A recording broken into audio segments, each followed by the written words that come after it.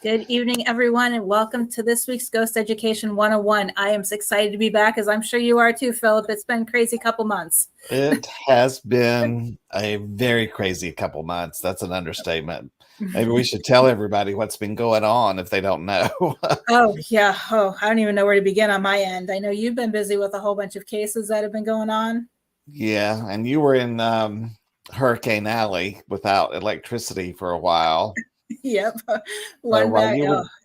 Yeah, and we had a really big case that I can't say a lot about. It's a private historic building in town, a very large building. And we're going Saturday to give our evidence presentation to some of the board members of the building. So that's been a lot of work. And then a few weeks ago, my basement flooded from my hot water heater busting. And that's been a lot of fun. Now the carpet's been ripped up, the baseboards, part of the sheetrock's been cut out. And, you know, I have Sundays and Mondays off. So all day Mondays are phone calls and estimates and all that fun stuff. So that's why we haven't been around a lot lately. Yeah. And then our last show, I had to do the recording with Blake because I was teaching class and it was kind of, overlapping each other. So, yeah. So, yeah. But, and not it's that sad. We've been lazy. It's just, we've been a little covered up. We've been crazy, and it's a little sad because on our schedule tonight is technically our last show for the year, just because with getting busy with Thanksgiving and the end of the year. Yes. So if we're able to pull a show off before the end of the year, we'll surprise you in 2 weeks. But if not, just to let everybody know, we will be back. I think January 15th would be the first show of next year. We should just do a crazy spirit box session, since that's your favorite piece of equipment. I've kind of switched. I mean, it's, the spirit box I love still, but there's so many false positives with that. If you could hear part of this evidence we got in this building, it is a full-on conversation that goes on for about 20 minutes with two separate people. Names. It is so incredible. And it's not just the spirit box. We had it plugged into one of the Gary Galka's new frequency generator things that you just don't hear anything but white noise. And these distinct voices are communicating with us from the building, even giving corroborating names that we have gotten previously. I mean, it is insane. So anyone that tries to say, it's a bunch of junk and radio wave, I'm sorry. Yeah, no. Yep. I've had some cases where it's like, holy crap, this really works. In other cases, it's like, I'm not quite sure. Yeah. I mean, it's just like with anything, any piece of equipment. We had things in one room reacting, and the same type of equipment in another room it wasn't reacting. And it just depends on what's going on and if they're communicating and the energy's right and the stars align and you're holding your tongue right. I mean, things work. Holding the antenna in the right direction, kind of like the rabbit ears back in the day. So I mean, that might be something we do in 2 weeks, because I did have a show slated, but there was no topic on that show. But I'm sure we'll talk. And I would be interested in it. Figure something out. Yeah, definitely. And if anyone has any suggestions, let us know. And I'm also looking for suggestions for next year as far as guests, panel discussion topics, and presentations that anyone wants to see. But talking about presentations, I probably should have said something sooner. Tonight we have one of our favorites coming back, the Haunted Librarian. I love her presentations, and everybody wants to know when she's coming back. Well, here she is. And real quick, tonight's topic is mysterious disappearance, true and fantastical stories. And she said she has 3 of them tonight. Oh, I love a mystery. Yep. Hello. Hey, how's it going? I'm so happy to be here. I'm sad that I'm your last show, but hey, go out with a big bang. It's just for the year. Just for the year. I mean, just for the year. Sorry. But I think we did that last year too. You were our last show for the year as well. I think you're right. Yeah. Oh gosh, that's The pressure's on. my Yeah. fate. You got to end it right for us now. Oh, quite all right. Well, I'm happy to be back, and I love the opening. Mm-hmm. I love the opening. That would be you. Philip. Yeah. It's better. Went creepy this time. That's okay. It They works. seemed to like creepy, so I gave them what they wanted. Yep, exactly. Yeah, I know Statistically, Blake. they do.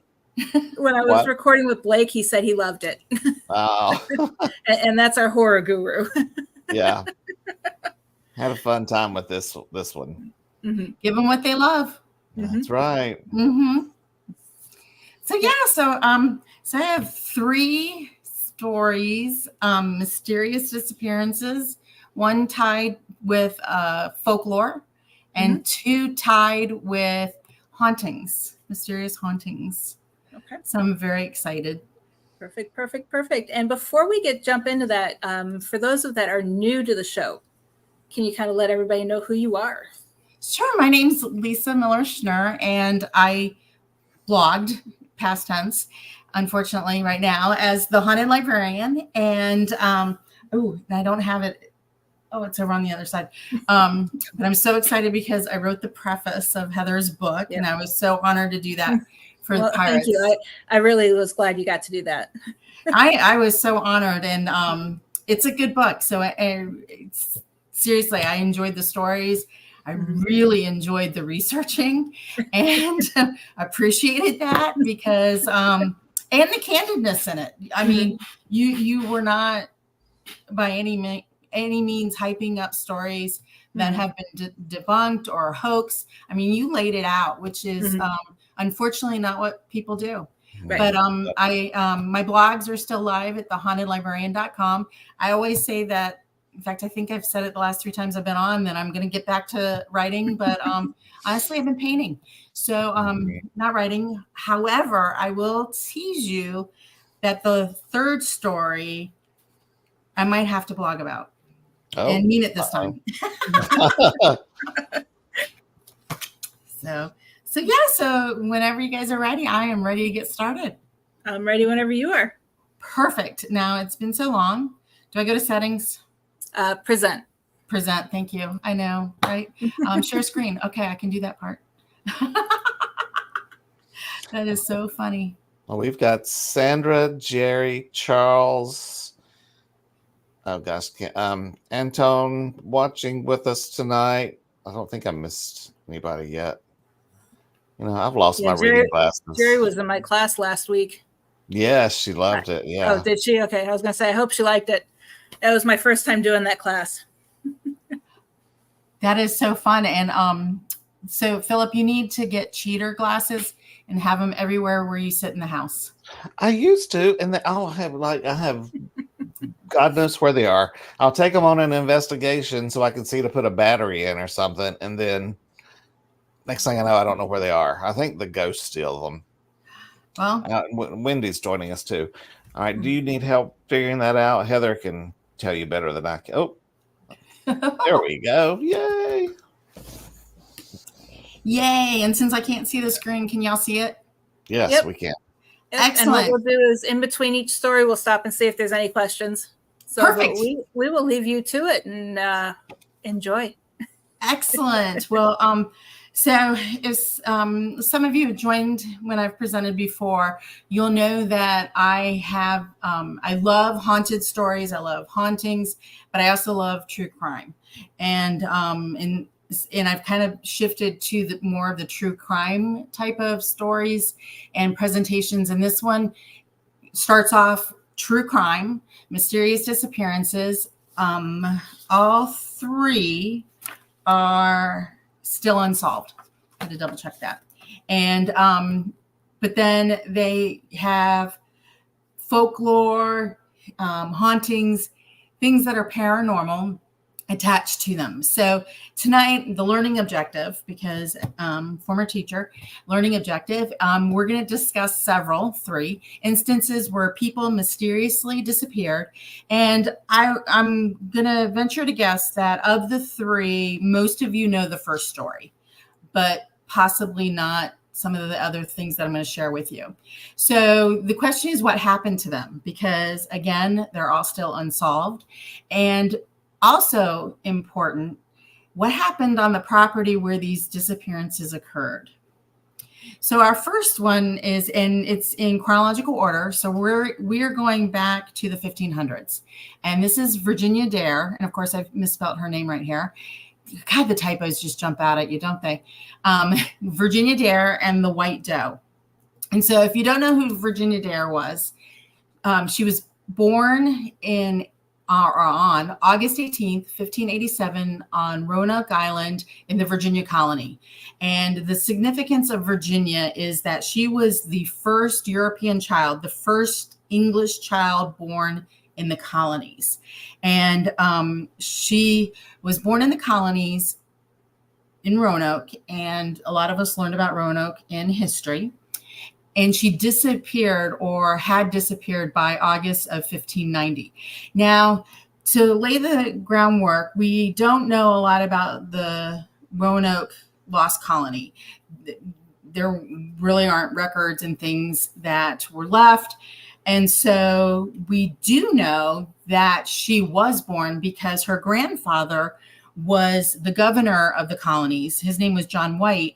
And he actually, begrudgingly, 9 days after she was born, he agreed to go back to England to get more supplies. And so when he went back to England, he actually told the world there about his granddaughter, Virginia Dare, being born. She was named Virginia because she was in the Virginia colony, which, is kind of cool and insightful. And honestly, they were so excited to have a child born there. And unfortunately, Governor Wyatt, his trip back was postponed because England got involved in a war and things didn't work out too well. And so it took him 3 years to get back. So he returned back in 1590 in August. And so that's how we know that by August 1590, she was gone. Actually, the whole colony was gone. And so the question is, what happened to the colonies, the lost colony, but most importantly, what happened to Virginia Dare, because there are these theories and huge tourism that kind of surrounds her. So we have the colonies, and here we have 3 images. And when the one on the right-hand side is an old picture of what one of the colonies would have looked like. They had the thatched roofs, the houses. Again, we don't have photography back in the 1500s. So these are interpretations of what would have been. And what the story that Governor Wyatt relayed was that when he returned, there wasn't a sign of a battle. There wasn't a sign of a struggle. In fact, all of the buildings that were constructed were actually disassembled and gone. And before he left, he had actually told them that he instructed them that if anything happened to them with either the Native Americans or with disease or with anything, to carve into a tree the Maltese cross. And that would indicate to him that they relocated because of something happening. They were forced to move. And the agreement was that if they did, then they kind of agreed on kind of like some ideas on where they would have moved to. And so he and his men searched the area, could not find a cross on a tree. But again, this is 3 years later after he left. But they did find carved into a tree the first 3 letters, CRO in a tree, and that's the picture there. And then they saw CROATOAN carved into a post of the fort. And these weren't this wasn't like the agreed upon cross, but the Croton was an island. It's now Hatteras Island. And so he thought, he felt relief and went and they searched there. And again, they didn't find anybody. They didn't find anything. And so there's this mystery about what happened at Roanoke, which, again, probably most of us studied in school. Well, then over the 500 years, there are some theories that came up as to what happened. Now, you'll see the picture of Virginia there. And if you've done your math, 1587 or 1590 minus 1587 is 3. So she was 3 years old. This is a romanticized woodcut of what someone believed her to have grown up to be. People really wanted to believe that even if all of the people, 80 men, 17 females, and 11 children, if all of them were dead, surely Virginia survived and she grew up. And that was their hope. And they really wanted to believe it. And they wanted to think that she sheltered with the Native American Indians, she intermarried. But the reality of it is they were probably killed. And then one of the other theories is the white doe theory. And that's what I'm going to talk about tonight, is what is the white doe theory.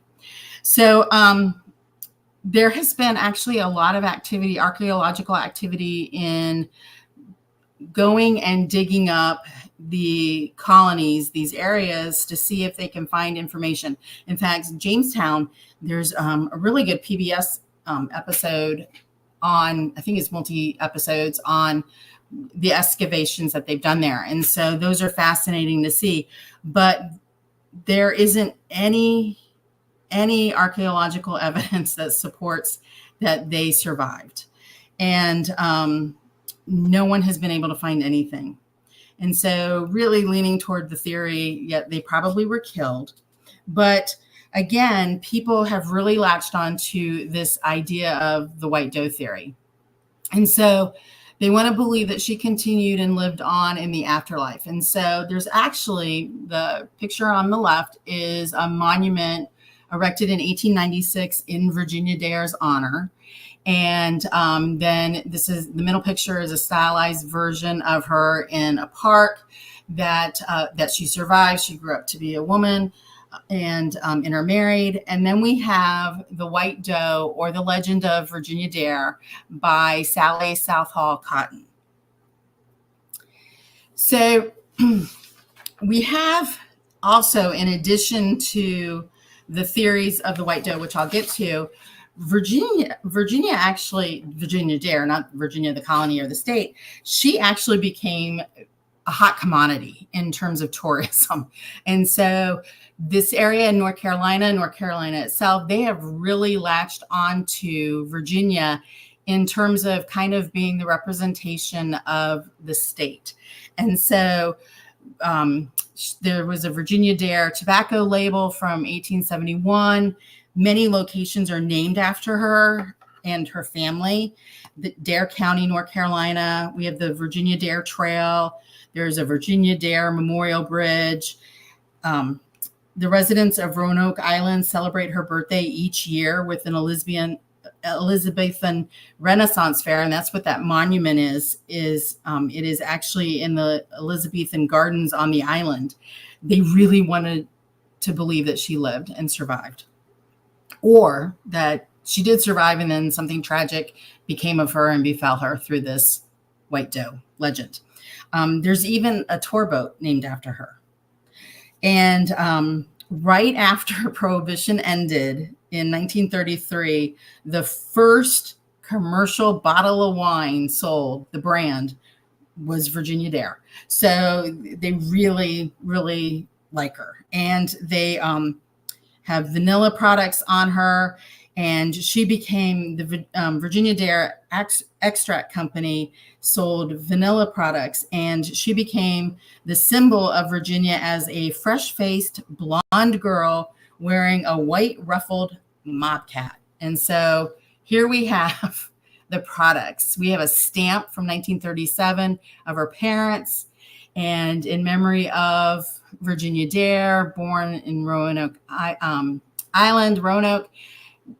we have the middle picture, which honestly is a very stylized American image of a little girl. And honestly, that wouldn't have been what she looked like back then, but this was to sell products. And then we have the tobacco label where she's looking a little bit saucy and intriguing.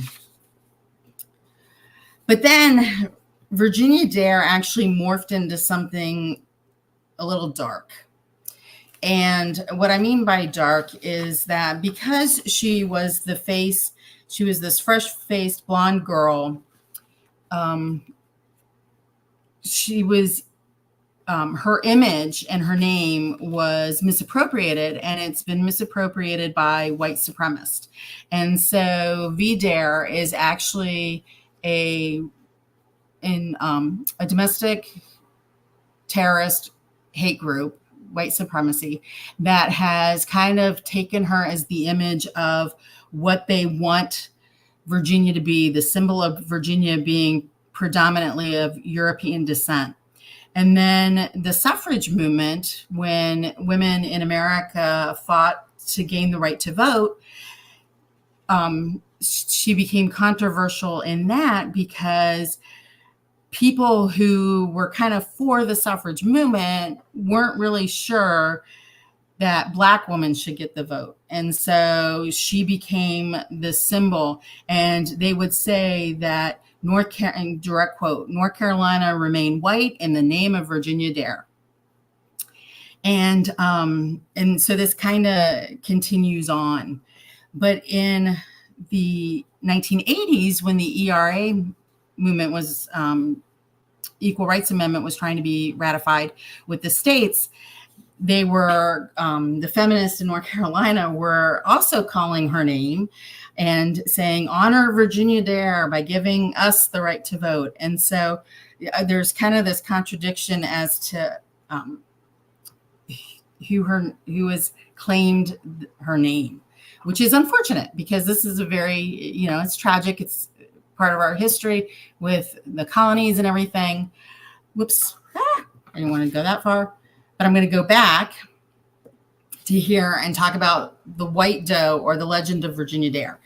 So this woman, Sally Southall Cotton, was a North Carolina Southern lady. She married young. Her husband died when she was young, so she became widowed. But she also was a writer, and she was involved in philanthropic projects. And so what she did was in 1901, and there have been adaptations of Virginia Dare in contemporary popular culture. She is definitely ripe for the pickings in terms of public domain, her story and everything. But in 1901, Mrs. Cotton wrote this narrative poem, and it's a folktale that she is retelling, or purported to be retelling, and she made it up. It's not rooted in fact, other than Virginia Dare was born. And again, we know that because of her grandfather. But the story, and there are various legends of it. I will tell you that if you Google the White Doe and Sally Southall Cotton, her name, it's actually in public domain, where this book right here, that's the cover of it, is scanned in and you can read it. I will tell you that it was written in 1901, and so it's very Victorian English language, and it's a poem. So it's kind of hard to kind of get through. I will be entirely candid with you. I didn't read it. I read the preface and of course, the forward, because hello, I wrote one. So I do read those. But so it's a story that has a little bit of fact in it, in addition to Virginia Dare being born. And so Ms. Cotton's take is that she survived. She was kidnapped or taken and sheltered. Those are like air quotes. You can't really see me doing it, but it's air quotes, sheltered, to live with the Native Americans. And she she grew up in this friendly tribe. and she was known as Winona Ska in this tribe. And she grew into this beautiful young woman whom everybody loved. And so there was a young Indian chieftain, of course, and he wanted to marry her. However, there's a evil witch doctor. It's almost like a Disney movie in a way. The evil witch doctor Chico, and he also wanted Winona Ska. And so he grew very jealous of the young Indian chieftain. And so in an effort to win her love, the witch doctor, he tried his best, but she turned him down, and he kind of got mad. And when he got mad, he used his evil magic and he turned her into a white doe, because if he can't have her, no one can have her. And so she's going to be this beautiful white creature who roams the forest forever. And the Indian chieftain was determined with all his might to undo the evil magic. And so he found another magician, a kindly, good witch doctor, and encouraged him to help. And so the good witch doctor created this arrow, and on the tip of it was an oyster shell. And he wanted, they both took the arrow to this magic fountain, and the Indian warrior put the arrow into the water, and the arrow became a pearl, beautiful pearl. And if he said, the good doctor said, if the white doe is shot with this pearl arrow, the evil spell will be lifted. She will be returned to the beautiful young maiden, and they would be united in love forever and ever. Well, and of course, as good stories go, it didn't really turn out that way. So at the same time that this was happening, the good witch doctor tried to help him, but the bad evil witch doctor, or the evil guy, decided that he was going to kill her. And so he also made an arrow, and he put silver in the tip of his arrow. And the silver is supposed to have significance, because before Governor Wyatt came back, there actually were some Native Americans who traveled to England kind of as good fellowship, and Queen Elizabeth I gave him some silver, or a silver arrow, and they brought it back. And so it's this silver arrow from Queen Elizabeth I that's on the second arrow. So they both go into the forest. The young Indian warrior sees the beautiful white doe, and he goes to shoot. And at the same time, the evil guy also has his arrow, and he's going to shoot. And so the Indian warrior's arrow hits her first. The pearl hits her. The evil spell is lifted. She becomes the young woman again. And then she's killed with the silver arrow because it goes through her heart, and she dies. It's like tragic. And so that is the legend of the white doe. And so people on the island claim that they actually see the white doe at night or dusk running through the forest, and believe that she didn't die. She was reincarnated. She came back, or it's her ghostly spirit in the doe, and then she lives on forever on the island. And that is the story of Virginia Dare. And again, still missing. We still don't know what happened to them, but the forest is massive, and I don't know that we will ever know. So yeah, so that's the story. Are there any questions? The other ones are a little bit less history and more crime. Yep. And my niece used to work for Dare County in North Carolina. Mm-hmm. But did you see the white doe? I know she hit a few deer, because there's a lot of those little deer that run around out there on that stretch of land on the Outer Banks. How many men to women ratio did you say there were in the colony? 80 men to 17 females, God, which seems a little off. Those poor women. Yeah. I mean, that's a little bizarre. Yeah, no comment. I guess, yeah. Were these wives or were these, we don't know, do we? Because they disappeared. Right, we don't know. And we would know. Yeah, we don't know. I'm trying to think. And that was, I'm trying to remember where my source was on that number, but I was a little surprised because that's what, 20, 100, 109, but I think there was like 100 and something in the colony. So that might be off a little. I think the men killed each other fighting over the women. That's probably what happened. Right. And all the women just left. So the heck with this. Like, out of here. We are living. We didn't sign up for this. Well, they kind of did.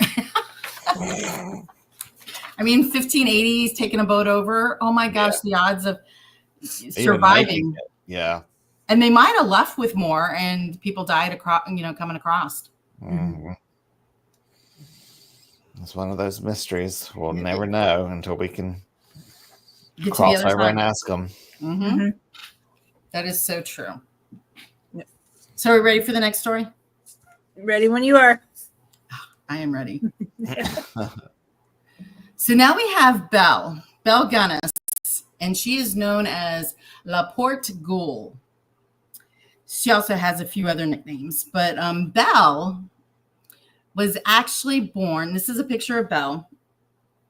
She was born in Norway on November 11th, 1859. Her nickname is Hell's Belle because she became a serial killer. And she disappeared around, or possibly disappeared, around April 28th, 1908. And so we're not sure if she disappeared or not. So Belle, again, she was born in Norway. When she came, she worked really hard at the age of 14 as she began working on farms and saved her money so that she could come over.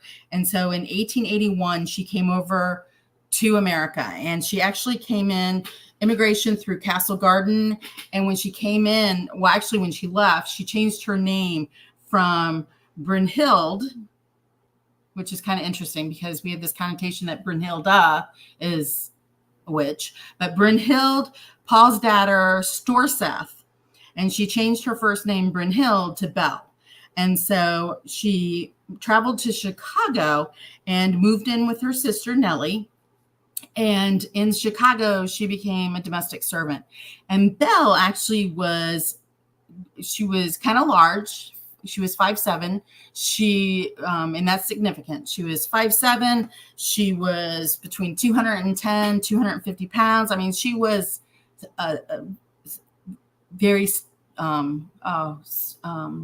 stout, not a stout, stocky, and a large woman, and described as physically strong in appearance, and that's important. So we have Belle, and Belle first married the guy on the left. That is Mads Sorensen, and Mads Ditlev Anton Sorensen owned a candy store, and Belle and her husband probably did a little insurance fraud. And so they own this candy store, and it burned to the ground, and they got a payout, an insurance payout. And let me tell you, once those payouts start, they become a trend. And so not only did the candy store burn down, but also their home. And so they got 2 payouts. Unfortunately, they had, they're not sure that it was actually Belle's children, but there were 2 babies in the home who also died from poisoning. And again, lo and behold, they had insurance on these 2 little infants. And so neighbors started talking because they never really saw Belle pregnant, which, given that she was 5'7", over 200 pounds, she might have hit it because, again, she's wearing, back then, 1800s skirts and so forth. But then Belle decided to go a little out on her own. And she actually carried 2 life insurance policies on Mads. And one was in place, and then she got a second one. And there was one day that the policies were going to overlap. And that one day, as chance would have it,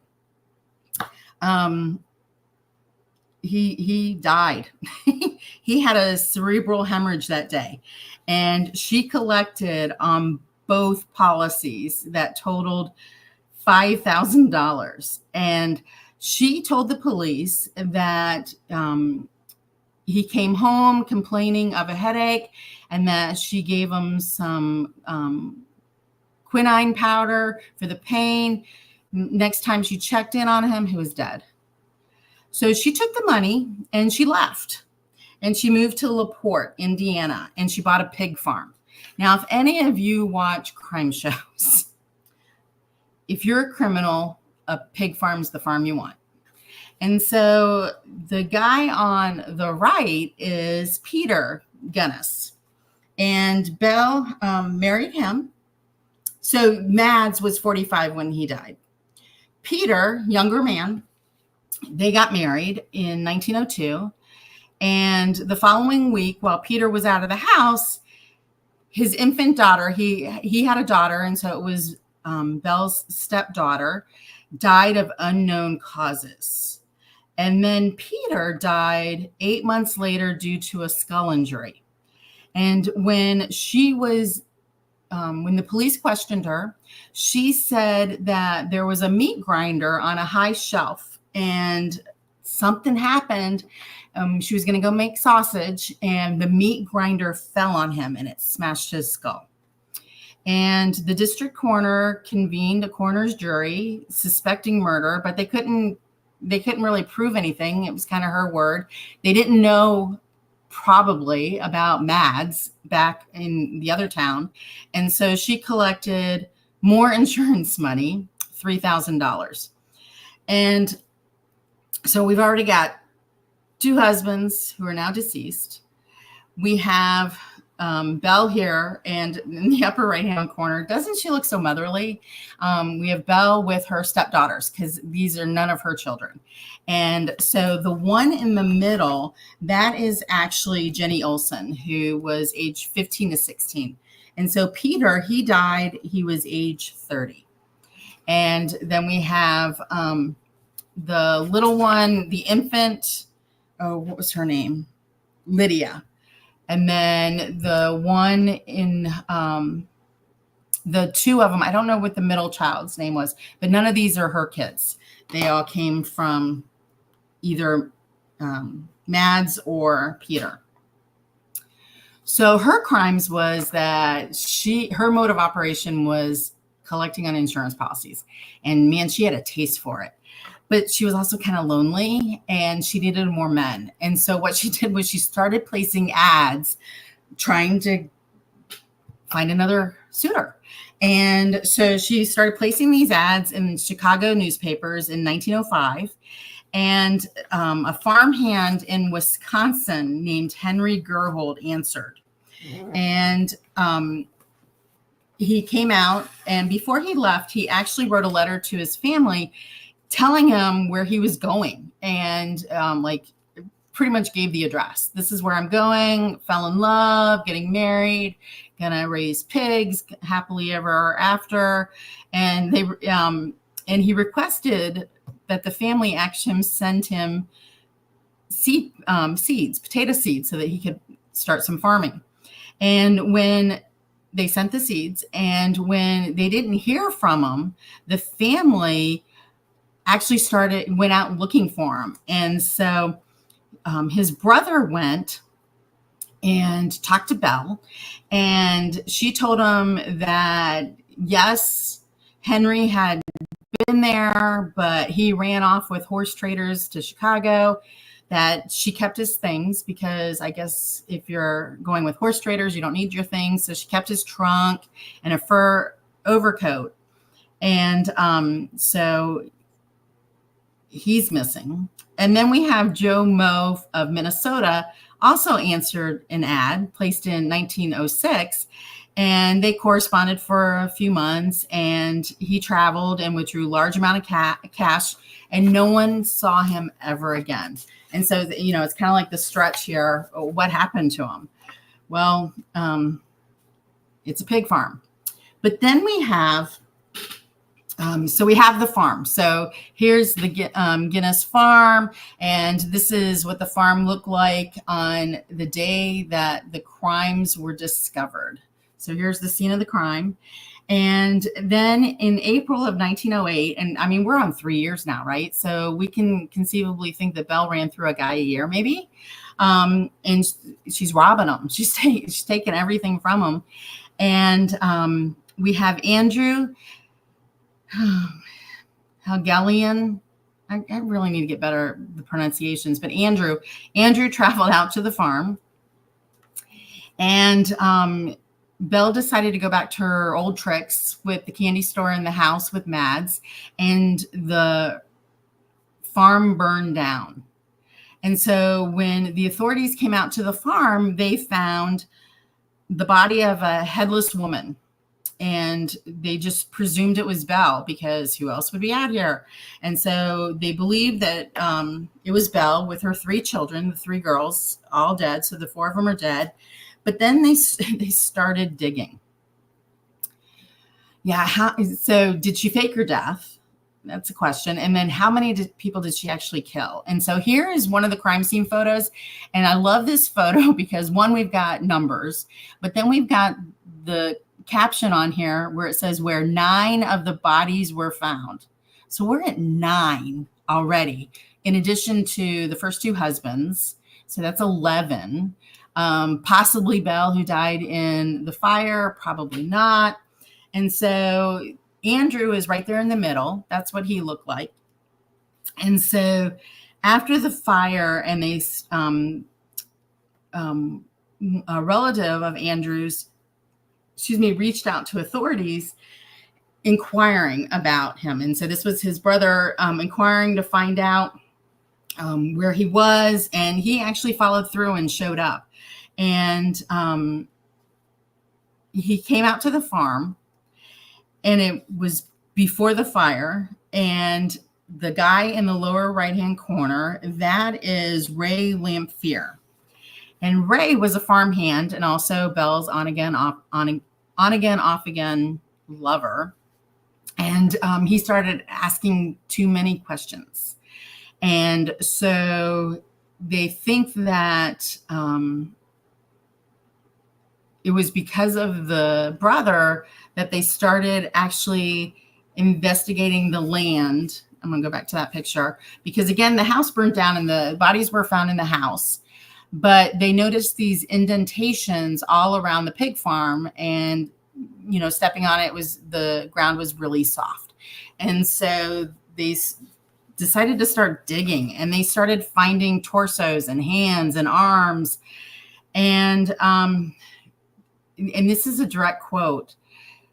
When they found 5 bodies on the first day, and then a 6th on the second, and they were in shallow graves under the original hog pen. And then they got to a point, the direct quote is, police stopped counting. They don't know how many people she killed. And back then, a lot of people went missing and no one looked for them or didn't know where they were. And we didn't have really record keeping. So there isn't really any idea on how many victims there were. But what we do know is that the police were now suspicious. Hello.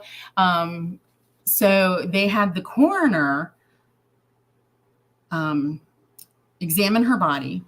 And even though we know that Belle was 5'7", 210, 250 pounds, the coroner made the observation that the body, taking into account the missing head, the body actually was a lot shorter and thinner.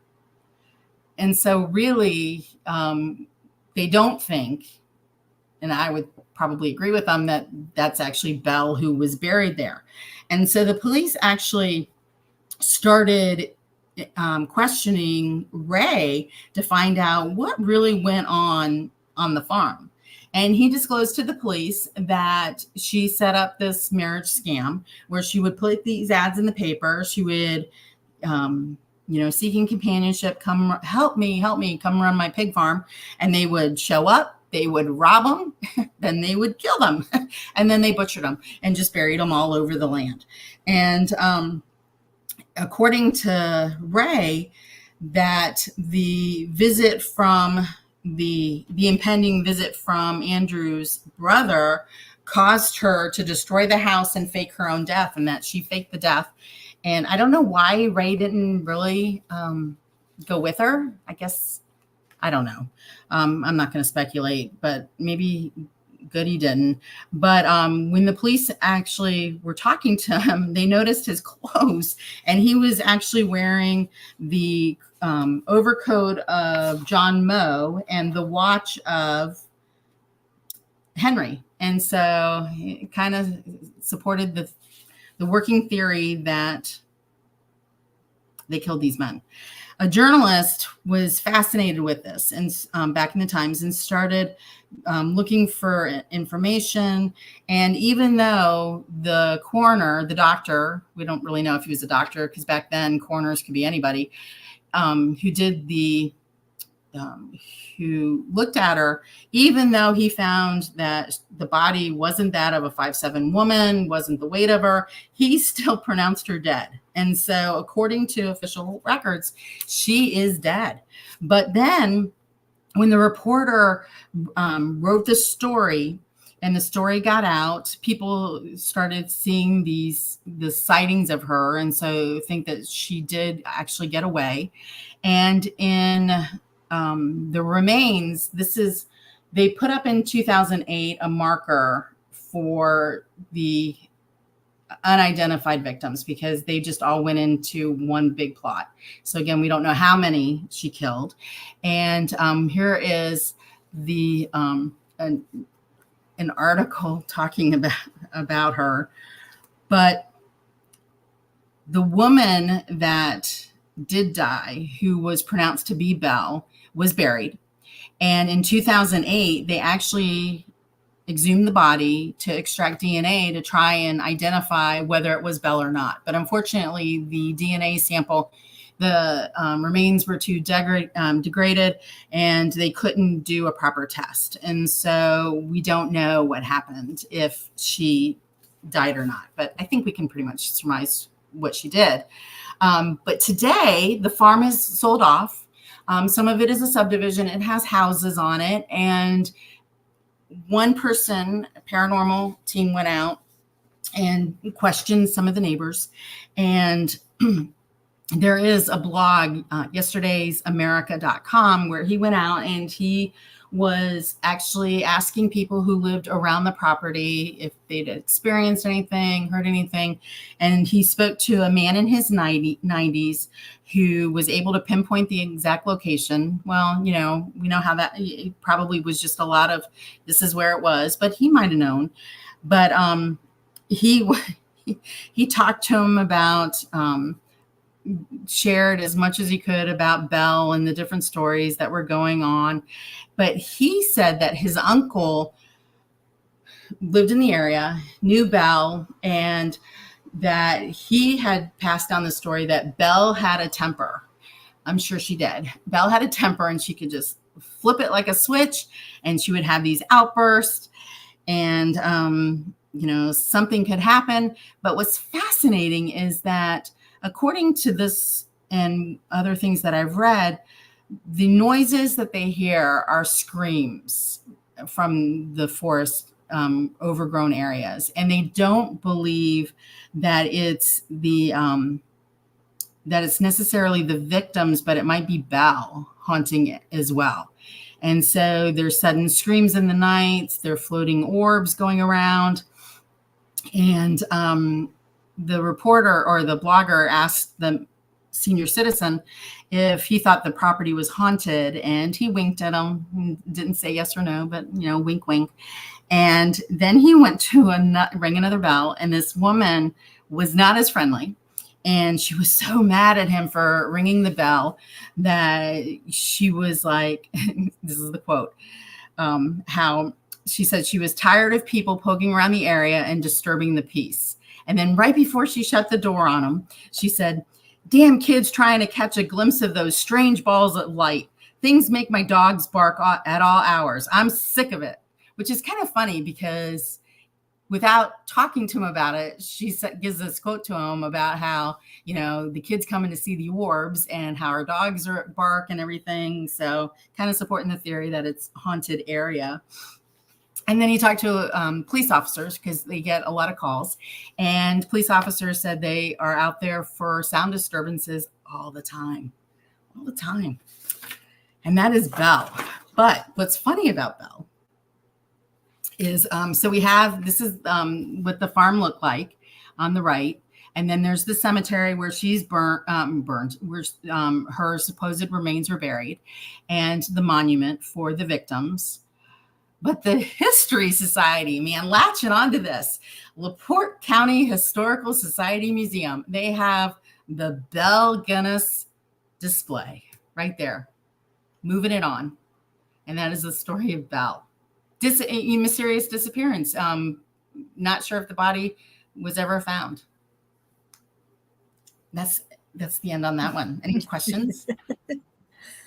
Nothing in the chat. Did you have anything, okay. Philip?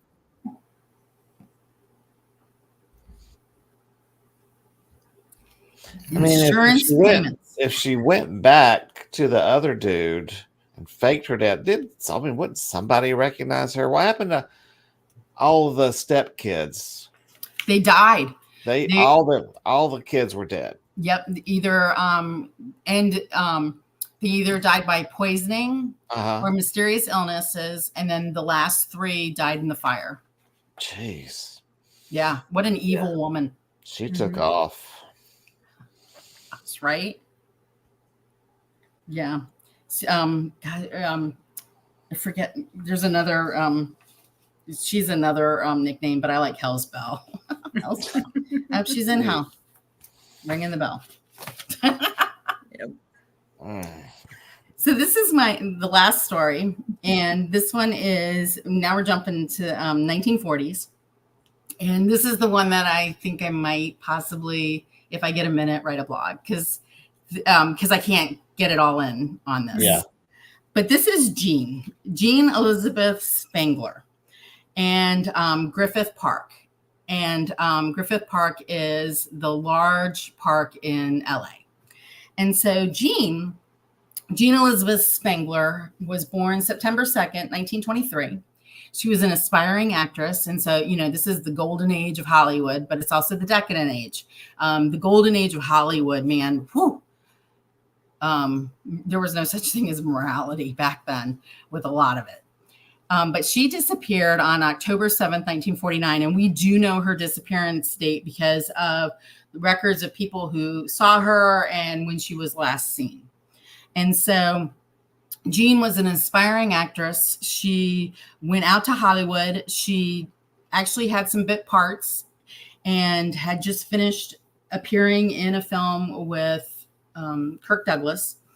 And she was starting to get more jobs, and she had just signed or agreed, had just been contracted to appear in another film.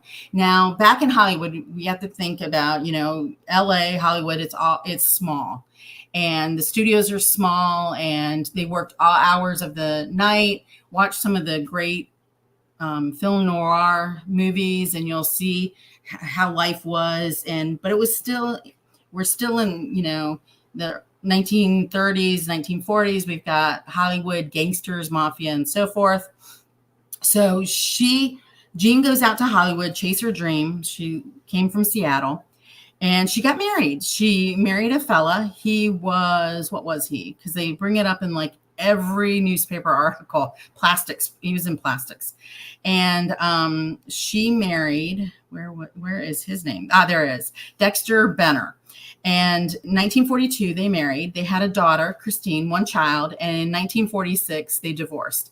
And the custody battle was very contentious. And originally, Dexter, the dad, got custody of the daughter, which back then in the 1940s, unheard of. But Jean was an actress and had these hours, and she wasn't her schedule wasn't as maybe as it wasn't. He had a regular job. She was taking jobs when she got him. And so she actually lost custody of the child. But because Dexter was, he did something, and I can't remember what it was, but he did something, and she went back to court. The judge was mad because he wouldn't let Dexter, the dad, wouldn't let her have visitation. That was it.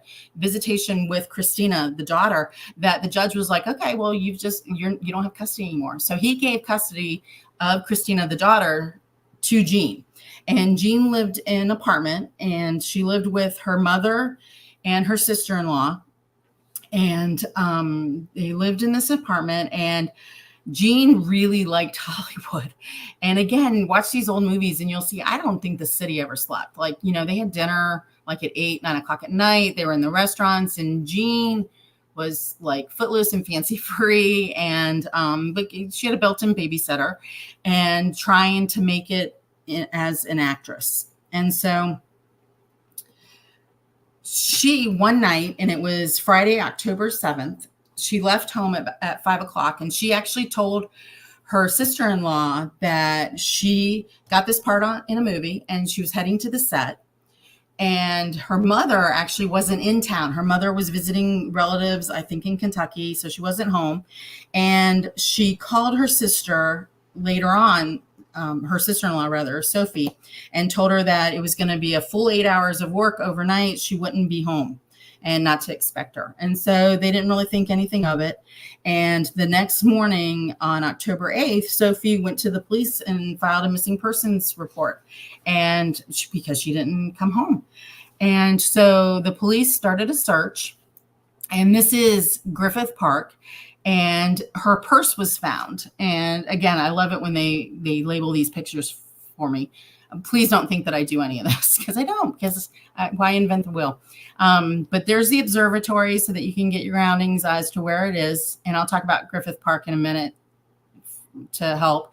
And we have the road, and her purse was actually found on the side of the road with a note, and the purse straps were broken, and the note is right there. And the note says, Kirk, can't wait any longer. Going to see Dr. Scott.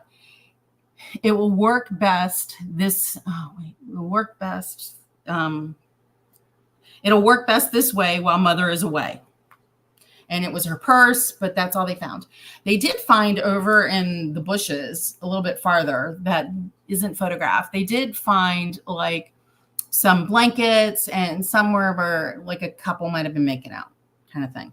But the letter, we have Kirk, first name of the guy, and Dr. Scott. And that's all they have for what happened. And so they start doing their investigation, and they find that she had just finished a film with Kirk Douglas. And so they were kind of latching on to the idea that this was Kirk Douglas because he's a big screen actor, and oh my stars, what does this letter mean? But they can't really find out any information. They're trying to find out who Dr. Scott is. They take her picture around, and none of the Dr. Scotts, and we don't know if this is a first name or a last name, but none of them actually recognize her. And so it kind of met with a dead end. But because this is Hollywood, And this is back in, the late 30s and 40s, and people are just fascinated with crime and newspaper reporting of crime, that the story grew legs. And so these are some more Getty images of the search teams that went out. They really searched they couldn't find anything, but this property is like, what was 3,000 acres when Griffith donated it, but it grew even larger. So it's a lot of land and it's hilly. And then when we got this, the great picture, stage photo of the police officer with the purse. And so the reporting on this, when I was looking in the newspaper archives, like papers across the country picked this story up, and they were latching on to Kirk Douglas, because Kirk Douglas, big screen star, that's him right there. Looks just like his son, right?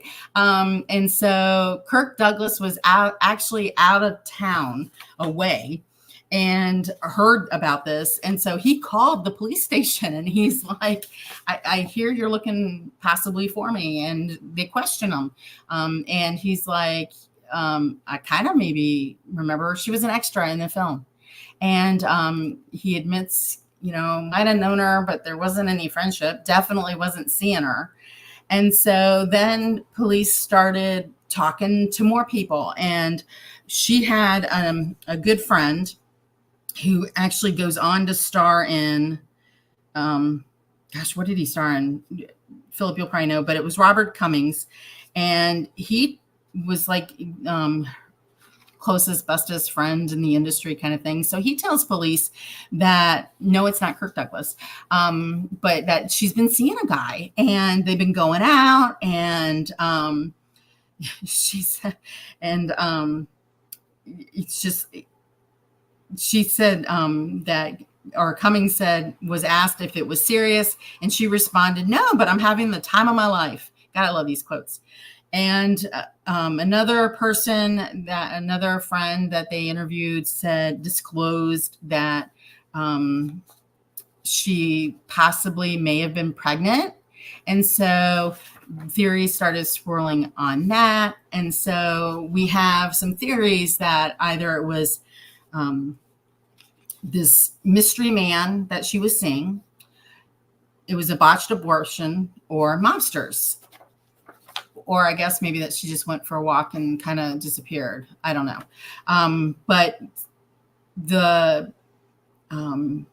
other people, and again, more people are coming forward, because it's like in all the papers, coming forward about her disappearance. And people know that they saw her, not on the film set. So it turns out that she actually lied to her sister-in-law. She wasn't, she may have gotten a contract for the film, but filming wasn't that night. So she actually made up the story that she was going to be on the set all night. She was actually out on a date with a man, and they were seen eating hot dogs at the hot dog stand.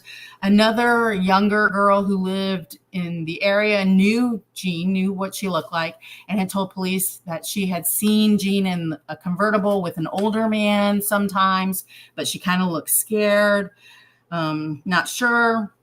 So we have this theory of the abortions, and the reason why it's fascinating to people is that this is 1949, 2 years after the Black Dahlia murder.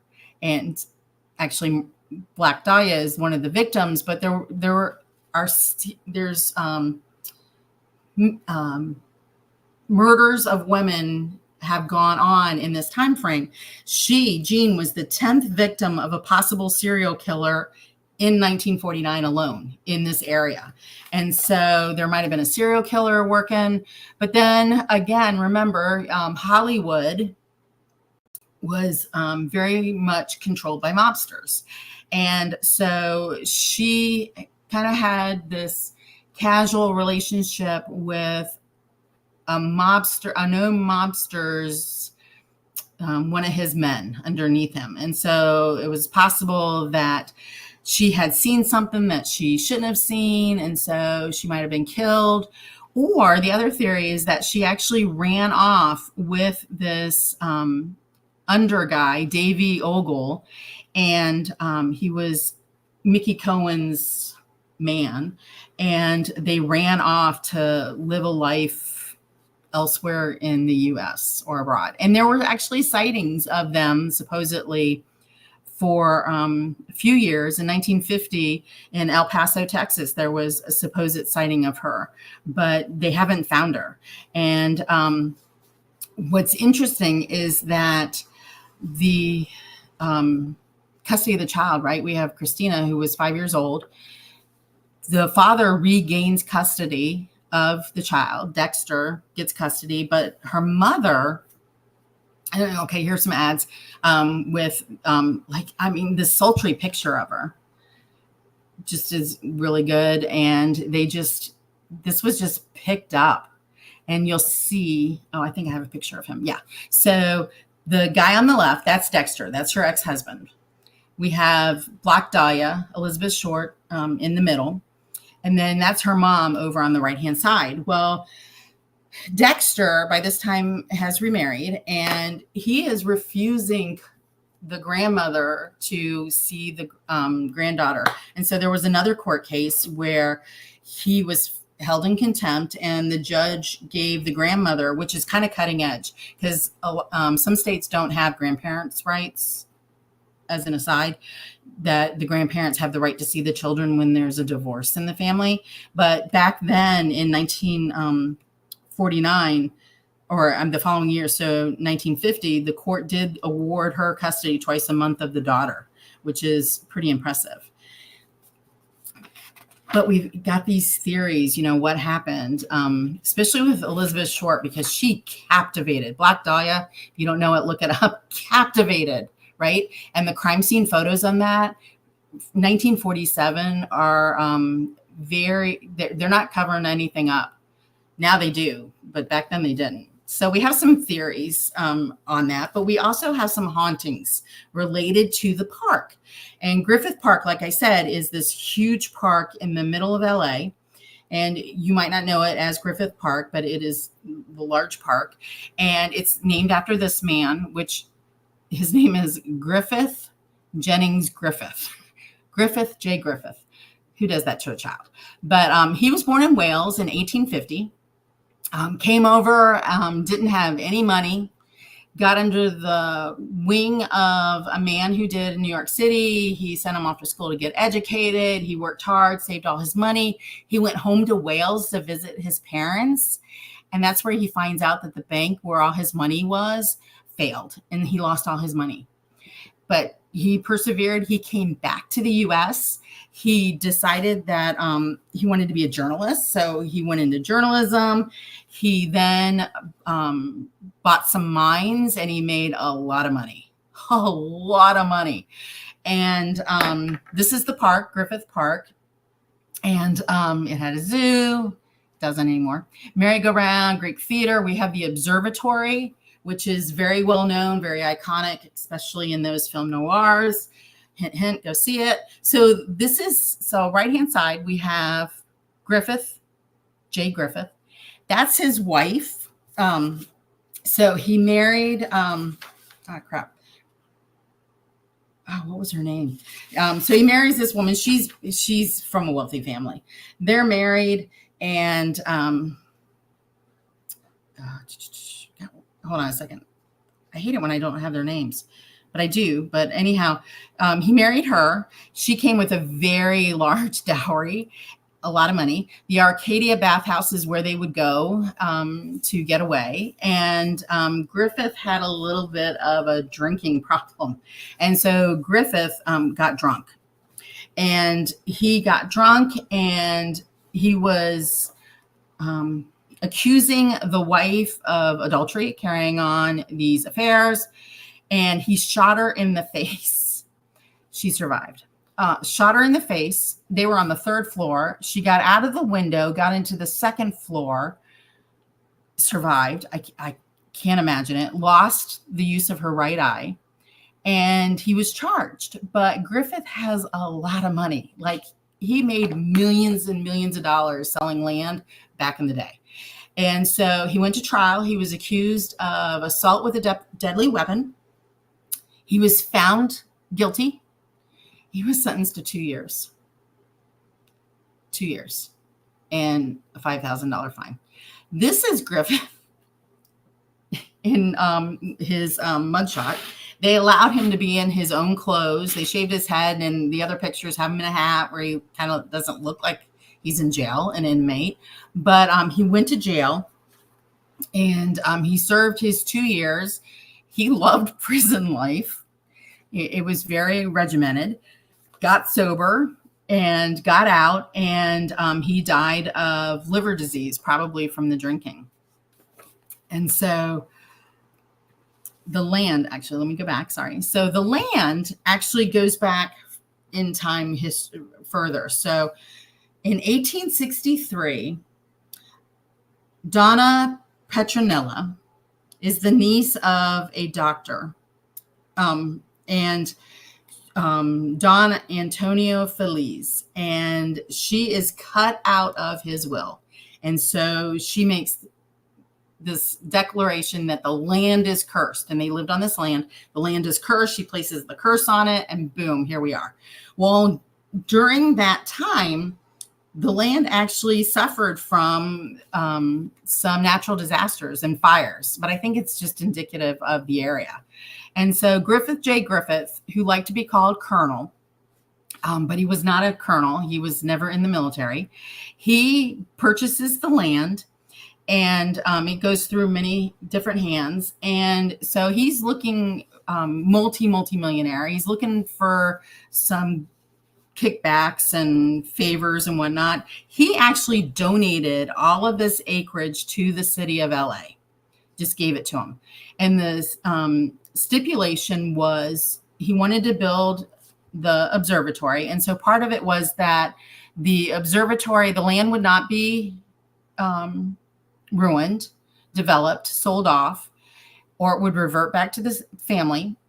And he wanted the observatory to be free for anybody who attended. And that's still true today. And so we have all of this property, and he put on the property a zoo.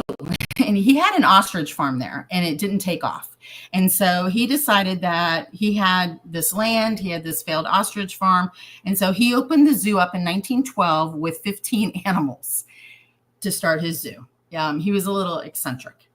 1933, California suffers its second deadliest fire through that area. And then we have, jumping up to, where we go, 1933, on the left-hand side, that is Peg Entwistle. And Peg, now in LA, the area, you know, the iconic Hollywood sign, she is known as the actress who committed suicide by jumping off the H. That's her right there in Griffith Park. And so we have her, she jumped off, and her ghost is said to haunt the area, and she's still dressed up in the Hollywood 1930s attire. Then we have Elizabeth Short, the Black Dahlia, in 1947. The middle one, and these are adjacent to the area. And we have the newspaper article, December 6, 1959. Cardiologist Harold Perelson murders his wife Lillian, and then he goes after their teenage daughter, Jude. She actually survived, and there's two brothers in the house. She gets out, notifies authorities. By this time, he actually ODs on pills, and so he dies. And it's said that his ghost is haunting the area. And then in the lower right-hand corner, probably some of you know this as the Rosemary and Leno LaBianca. They were married by the Manson family. So we have really bad energy on this land. Then 1977 in the lower corner, October 77 to 1978, this is the Hillside Strangler. And this is where Angelo and Kenneth Bianchi were terrorizing LA. They were cousins, and they were convicted of murdering 10 women aged 12 to 28. Then we have, this is, what year is this? This is 1976. This is before the Hillside Strangler. This one actually is possibly maybe a hoax. This is what I want to research. But this is Picnic Table 29, and it's kind of hard to hike to. But Halloween night, October 31st, 1976, Rand Garrett and Nancy Jeanson were on the bench, and they were getting frisky, and the tree falls on them and kills them. The workers come out to move the tree, and the workers become ill or they suffer injuries. And then the supervisor of the workers dies from an instant heart attack. So we've got a lot of evil and negative stuff going on around here. It's also said that Donna Petronella, who cursed the land, her ghost is seen, and she's the white woman, the woman in white that people see, and that her uncle haunts the land as riding a horse. He's the ghost riding a horse, which incidentally is also the legend of Griffith, that he's seen riding a horse through the lands. We have people dump bodies at this place. This is 2011. That's Hervey Mendelin. He was his severed hands and head and feet were found. He was murdered. But what's fascinating also is the zoo. And so this is a trail guide to the zoo. It's no longer there, but the zoo opened in 1912, was operated to 1966, and it shut down because, in part, it was popular. People went to the zoo, but the animals were not treated well. To me, and so we have aerial pictures of the zoo area. We have the animals. These are like the good pictures of them, but their cages were small. They didn't have a vet on site. They treated the animals really, really horribly. And one of the most, the numerous haunting stories actually is that people hear the animals. So they'll hear the monkeys howling. They'll hear the elephants roaring, and that there are these ghost animals on this location. I have never been here. I would like to go. But I'm always fascinated, and I'm going to leave you with this. This is my parting thought. I'm always fascinated where in England it's the same thing, where they have the zoo, where they have these zoos, they treat these animals horribly, and their ghosts stay. Or they have these hauntings of these animals. And that is where I'm leaving you. Any questions? So I wonder if the animals are residual, if that's from their horrible treatment, that trauma has been embedded into the environment. Right. I'm going to stop sharing. Let me stop the screen. Oh, cool. I'm back. Right. And I talked about this on the Tubi show. Scariest places around the world. Uh-huh. Yeah. And how the animals, I think people who mistreat animals are horrible. Yeah. That's my parting thought. People suck. And these, super wealthy people who the king was gifted them. So they had, they give these animals and they don't know what to do with the animals. Or these people like Griffith who are like, oh, I've got all this acreage, 3,000 acres. The ostriches didn't make it, so I'm going to make it a zoo. And then they wonder why they go. Yeah. That and circuses. So, get back to what's her name, Jean. Yeah. So her husband was in plastics, you said. Yes, he was. Oh God. I guess I didn't write it down, but and it was interesting how the newspaper articles always mentioned it. But he had to have had money. He didn't. Well, I don't know. But he had, you're right, probably, because to get custody of the kid. He had a good lawyer. Yeah, so I figured, and when he lost custody, he probably had mob, connections because of his business. All those people were probably, we'll protect you and your business if you throw us, Yeah, plastic money. manufacturer. Yeah, he was probably. So he probably got mad when he lost custody and probably had her put in a cement block somewhere. Yeah, and I forgot to mention this part.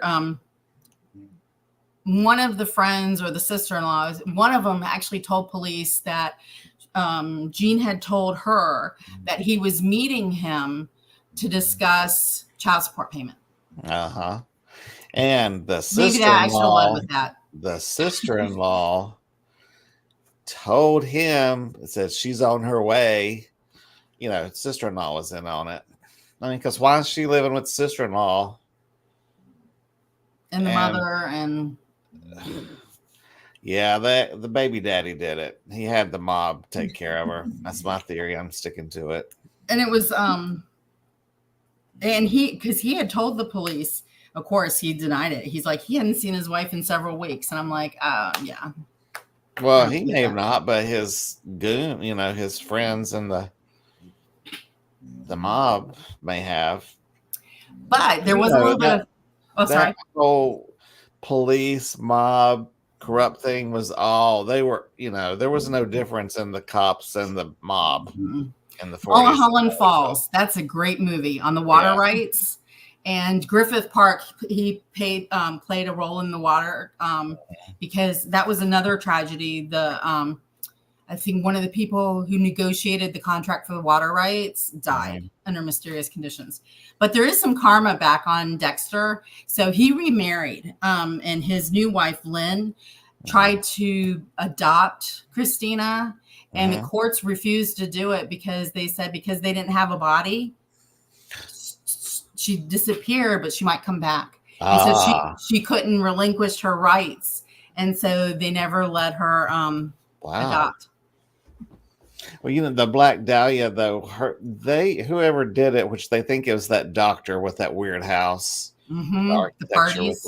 Yes, that I mean, she was laid out and cut. I mean, she was put on display in a weird way, which is kind of fetishy, So that's not just mob; that's a sicko.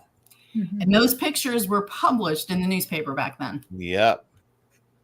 And now they can't, which, Thank God. Yeah. Yeah, well, because it's horrific. But, the shady side of Hollywood, there's so much wrong with Hollywood and the lure of it because, you're enticed and they go out there and it's the history of Hollywood. This isn't just like in that time period. But back then it was Babylon. It was, ooh, bow wow. And the chorus girls had no leg to stand on if they were abused or hurt or what I'm saying. Well, yeah, because at those big parties, because there was always another one to take their place. Yeah. But was fascinating because I was interested in it to the ties of the Black Dahlia. But then when I granted, Griffith Park is very large. Yeah. And, if you've got a body and you need to dispose it, that's a good place. But the hauntings and just zoo, the zoo gets me. But the picnic table, and they do tell you, if you do research it, if you are going out there, apparently it is a long haul to get to the picnic table. I mean, I've seen videos and things on the haunting of the girl who jumped off the H, and there's a trail that you can take to go up to the sign, and there's stories of people seeing her and blah, blah, blah. Yeah, you can find those videos around. Mm-hmm. Yeah, it's just... good stuff. It is. We just like, it's interesting now that back then I could understand where people can disappear and there was the perfect crime. Yeah. Happened a lot. But now with the advances, I don't know how perfect the crimes are. But I am fascinated too with the DNA, because even though they did the DNA in 2008, I think it was when they did the DNA. DNA has advanced so much that I wonder if they did it again, because we watched it. We love PBS.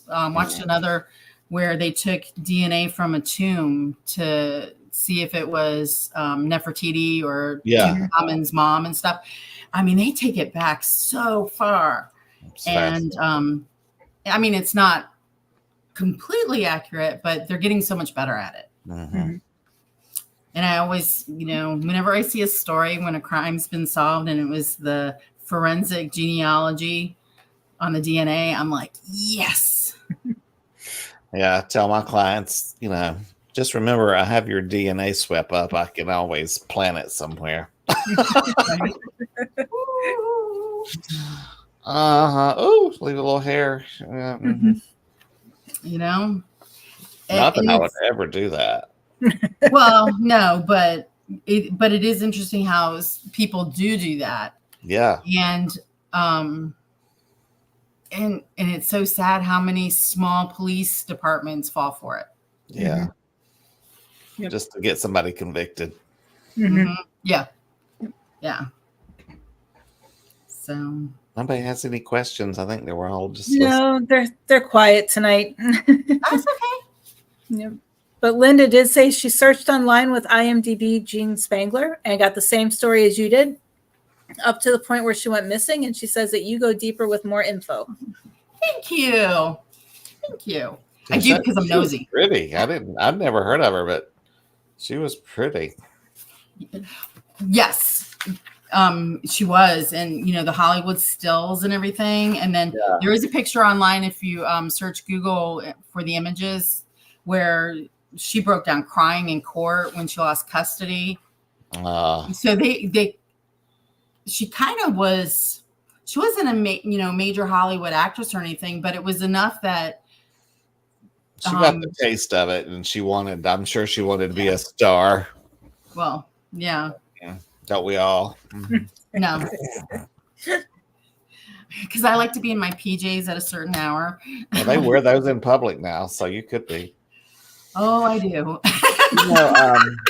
I don't know if anybody saw Adele's concert. I don't know when it was, a year or two ago, at the observatory there.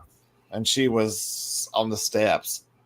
That was the most fantastic concert. But there's a lot of movies that have scenes at the observatory. Right. Well, it's a perfect backdrop.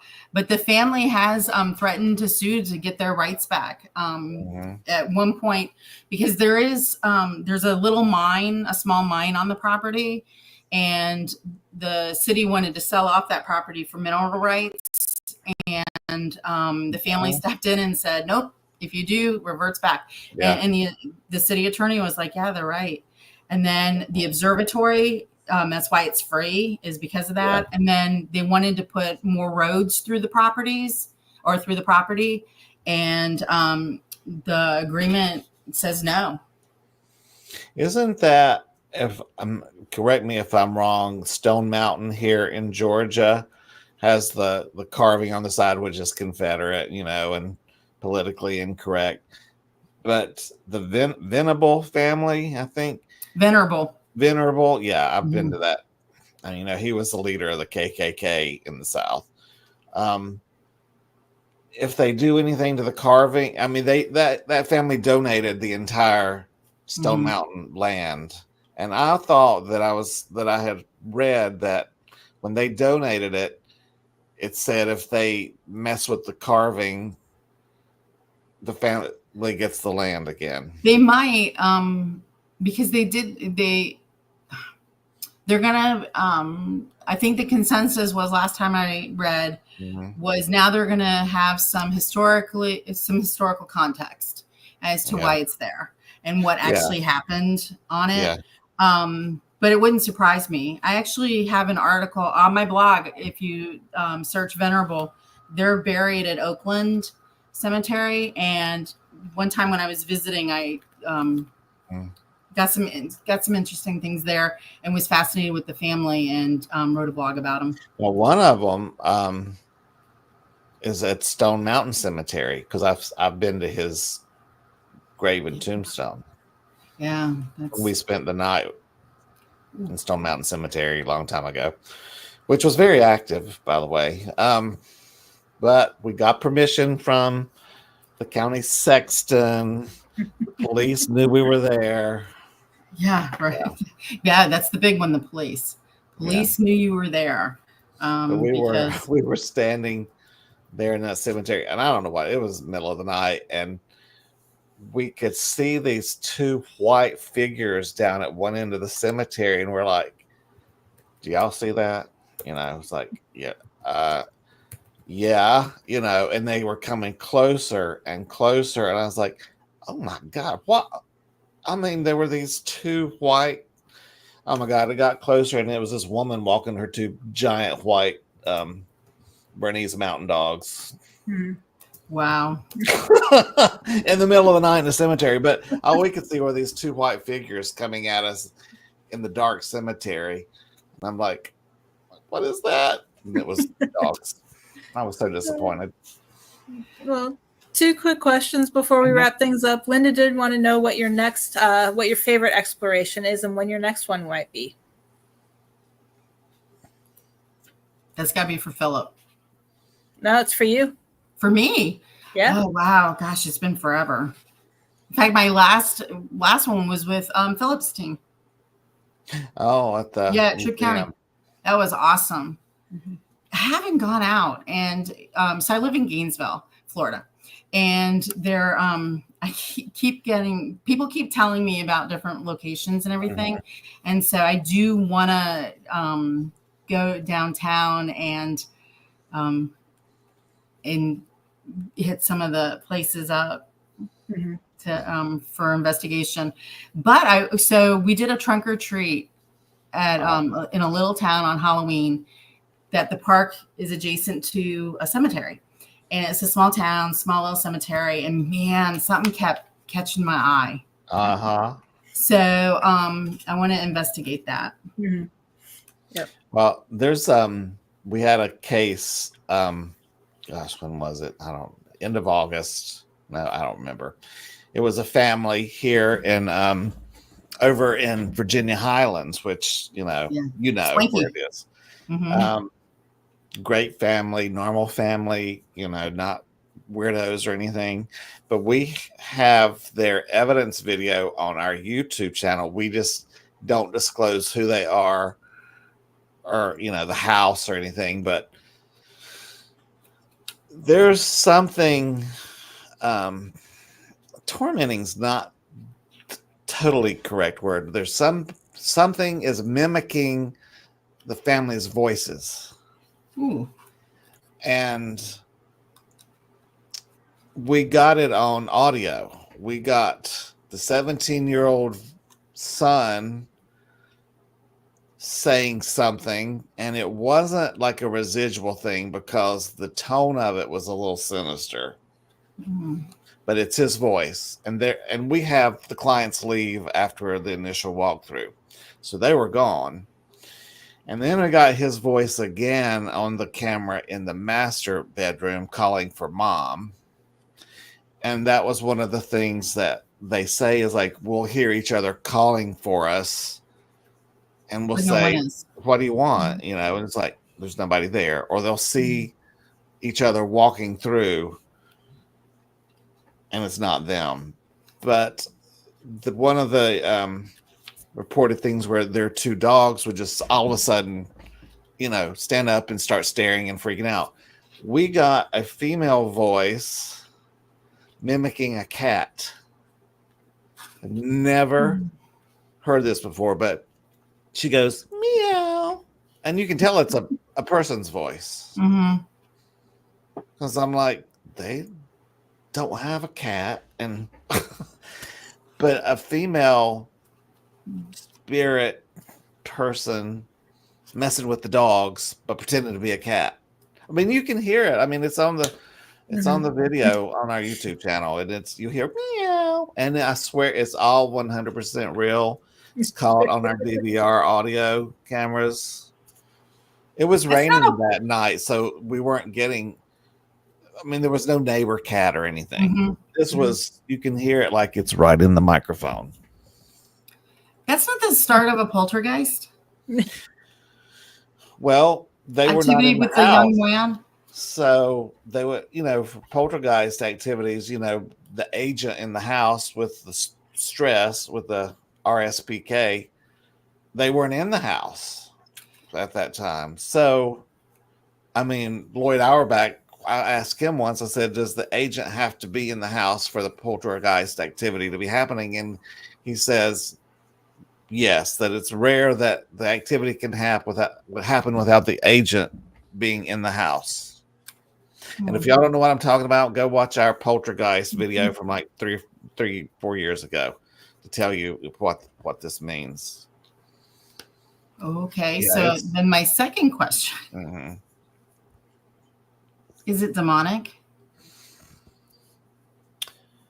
I didn't feel that it was, because I get sick when there's something bad like that. Okay. And I didn't really. So because the mimicking of the cat kind of sounds like somebody's trying to entice somebody. Yes, but if it is, I didn't feel that. I mean, and the son sees shadow people. There's one. He says, I just call him Gorham or Goth. I forgot what he calls. And he's so used to it, it doesn't even bother him anymore. Seeing these in his bedroom is like, oh yeah, his mom said, yeah, he got up and say, well, the man was in the corner of my room again last night. And we got a lot of stuff in his room. But he was 17 too, which is an interesting age. But normal, well-adjusted.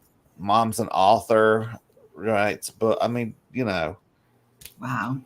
Yeah, I said, Virginia, that's an old area town, though. Well, we know that the former owner, there's a couple, the woman died in the house. We know that. The husband did not, but the family thought that they were only the second owners, that this couple was the original owners. They were not. We went back and we could not find who the owners were before them, though. There were no records from the 1940s. There were no records of who the owner. We couldn't find it anywhere. So we told them, said, no, you are not the second owners. There were owners before the couple that lived there. And they're like, oh, we thought they, moved into this house in 47 when it was built. I was like, no. So we gave them information they didn't know. And they were like, we're just happy that we're not crazy, because I said, no, you're not crazy. Here's, we got this in your house, and I think the son has some mediumship things going on. So we, kind of talked them through that and what to do and everything. But yeah, we had a busy summer. But everyone, if you want to hear some cool stuff, go listen. I mean, there's one voice in his room says, I'm 91. Just weird stuff. Wow. Love it. Just love it. And Linda wants to know if you write books, Lisa. I don't. I do.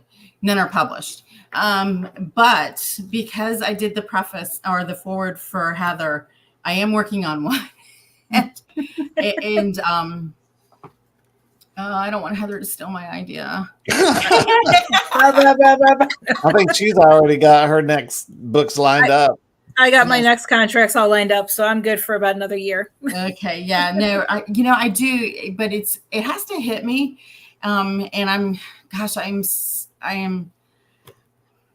so interested in so many things and do so many things that right now I'm just in the painting phase of the year, and hence not with the blogs, but I am working on one, and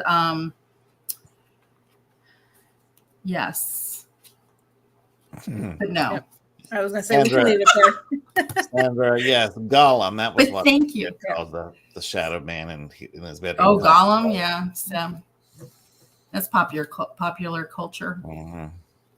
And we got equipment reacting when we got the EVPs too, which was a great thing because sometimes you don't, but we were getting things lighting up and reacting when the EVPs were going.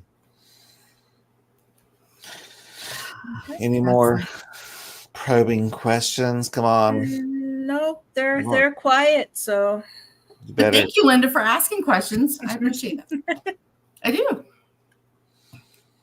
Gosh, now I'm going to be thinking about how this woman got where she went off to. I still think they probably poured her in cement and she's in the foundation of a building that the mobs had something to do with. Yeah. Isn't that the way they did it back then? They put them in cement. Mm-hmm. Yeah. Yeah. Or there was a serial killer that wasn't discovered because she was the 10th victim. And I don't think that I think those were unsolved also. Mm-hmm.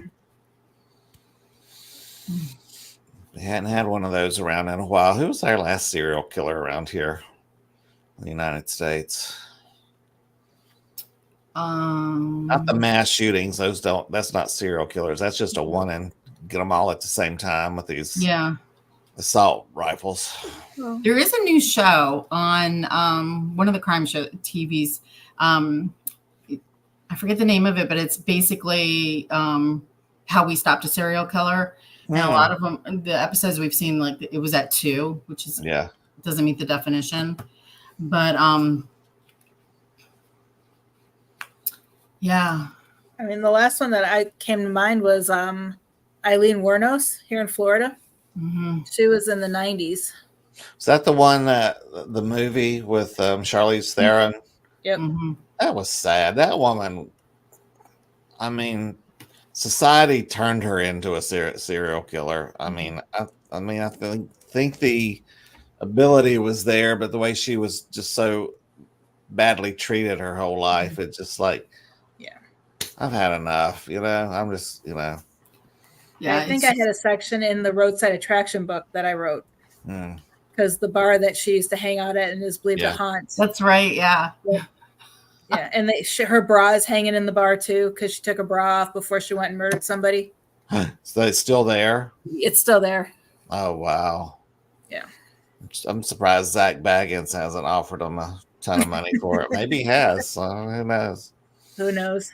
Oh, my gosh. On Facebook Marketplace here in town, somebody has a John Wayne Gacy painting for sale for $6,000.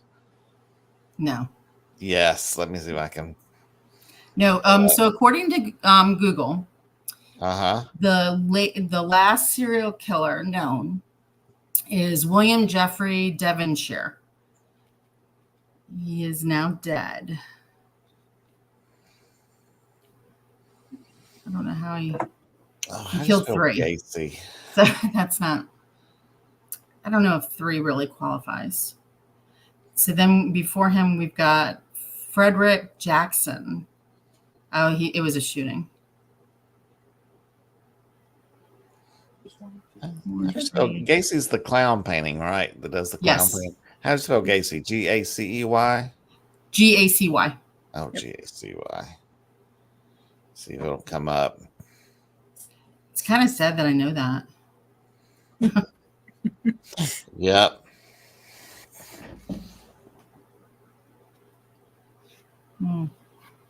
You know someone will buy it. John Wayne Gacy Patches the Clown, $6,000. They could have gotten $10,000 if they said haunted.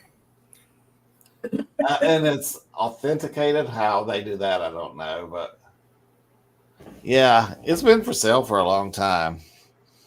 Ugly painting. Fascinating. Somebody, I've looked up the person whose it was. It's like, oh my gosh, are you in the paranormal community around here? But I didn't know the name.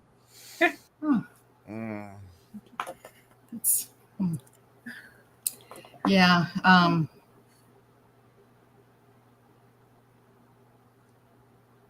What did Linda say?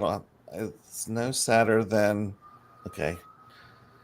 Dream pop up about a person who turned out. Oh, that's not good. Yeah. Mhm. I watch those shows too. So I married a Oh yeah, I love them. killer, and yeah, it's just. Well, this has been Mm. fun. Nothing like good juicy mysteries that drive me insane when they're not Mhm. solved. I know, right?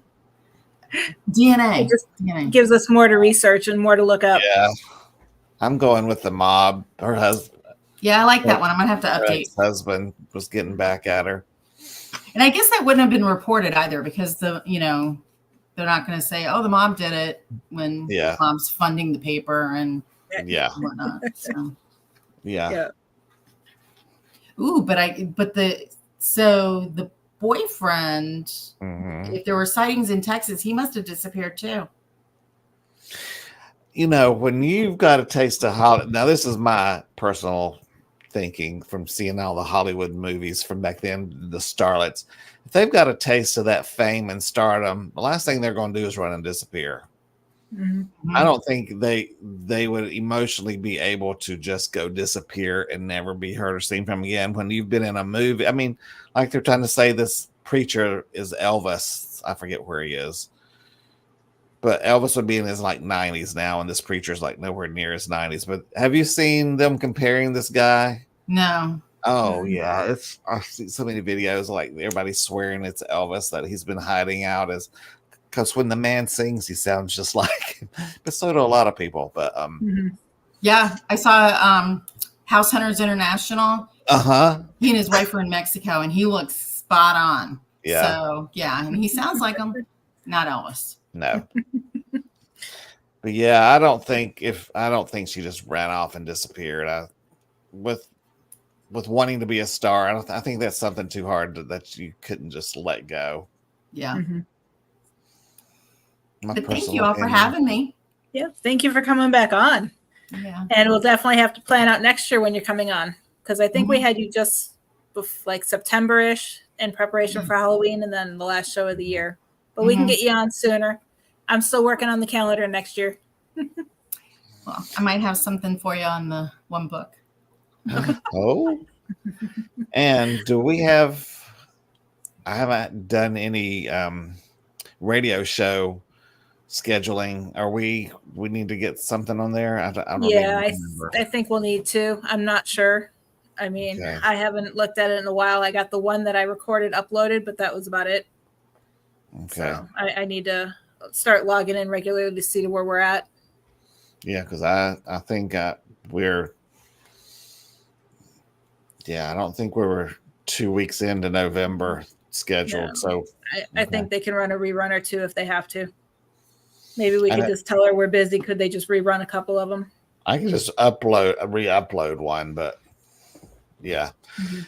Yeah, I've got the pack out to do on my downstairs because I have full of furniture. There's because I have a roommate that lives in the basement part-time. He's not there all the time, but large sofa, chair, coffee tables, refrigerator, king size bed, large dresser, end tables, all that has to come out to have the new floor put in. Mhm. So that's the next phase. And then when the furniture is out, the person can come in to fix the sheetrock and then put the new flooring in.